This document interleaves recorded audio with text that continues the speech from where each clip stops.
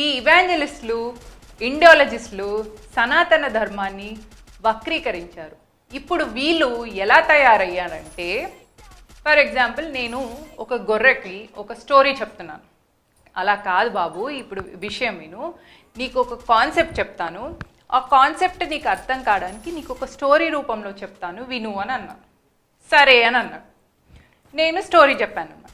ఏమని, ఒక అడవిలో ఒక గుర్రం ఉంది, ఒక గాడిద ఉంది. అయితే గాడిద గుర్రంతో ఇలా అంటుందట, చూడు గుర్రమన్నా గుర్రమన్నా అని గాడిద ఒక విషయం చెప్తుంది అని నేను మొదలుపెట్టాను.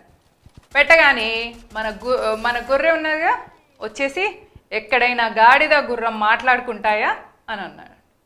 ఇంకా వాడికి మనం స్టోరీ ఏం చెప్తాం, కాన్సెప్ట్ ఏం చెప్తాం, విషయం ఏం చెప్తాం? అలా ఇంకా అక్కడికి మనం మాట్లాడడం ఆపేయాలన్నమాట.